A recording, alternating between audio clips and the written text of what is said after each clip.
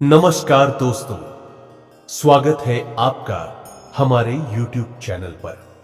आज हम आपको एक ऐसी प्रेरणादायक कहानी सुनाने जा रहे हैं जो न केवल जीवन के मूल्यों को समझाती है बल्कि मृत्यु और आत्मा के रहस्यों को भी उजागर करती है। यह कहानी है यमराज और नचिकेता की। तो आइए बिना किसी देरी के इस अद्भुत और ज्ञान से भरी कहानी को सुनते हैं। यह कहानी बहुत पुरानी है और इसका संबंध महाभारत के एक हिस्से से है। जब ऋषि वाजश्रवा ने यज्ञ का आयोजन किया तो उन्होंने अपनी संपत्ति का दान किया। वह जो कुछ भी दान करते थे उसमें से सबसे अच्छा दान करने का उनका उद्देश्य था। लेकिन वाजश्रवा ने अपने सबसे अच्छे और महत्वपूर्ण पशु भी दान में दे दिए। अब उनके इस दान में कुछ दोष था, क्योंकि वे इन पशुओं को दान देने से पहले कुछ नहीं समझ पाए थे।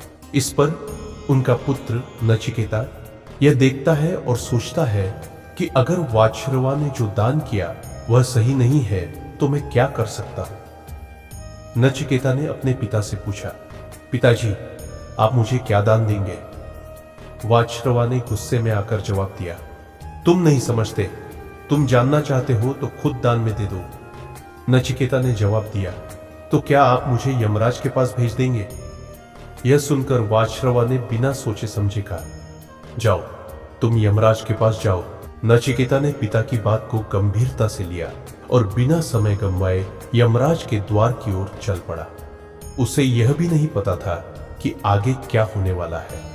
वह यमराज के दरवाजे पर 3 दिन तक इंतजार करता रहा, लेकिन यमराज कहीं नहीं आए। जब यमराज लौटे तो उन्होंने देखा कि नचिकेता बहुत ही विनम्र और दृढ़ संकल्पी है। यमराज ने नचिकेता से कहा, बच्चे तुमने मेरे घर में 3 दिन इंतजार किया, इसके लिए मैं तुमसे 3 वरदान मांगने का अवसर देता हूं। नचिकेता ने पहले वरदान में कहा, पिता को शांति दीजिए ताकि वह मुझे वापस अपनाए। यमराज ने यह वरदान स्वीकार किया और कहा, तुम्हारे पिता को शांति मिलेगी और वह तुम्हें फिर से अपने पास बुलाएंगे। अब नचिकेता ने दूसरा वरदान मांगा, आप मुझे यह बताएं कि मृत्यु के बाद क्या होता है आत्मा के साथ। यमराज ने उसे बताया, यह एक कठिन सवाल है, लेकिन मैं तुम्हें सत्य बताऊंगा। अब यमराज ने नचिकेता को मृत्यु के रहस्यों के बारे में विस्तार से बताया। उन्होंने कहा, आत्मा न तो जन्मती है और न ही मरती है, वह शाश्वत है, अनश्वर है। आत्मा का असली स्वरूप पहचानने के लिए तपस्या और ज्ञान की आवश्यकता होती है।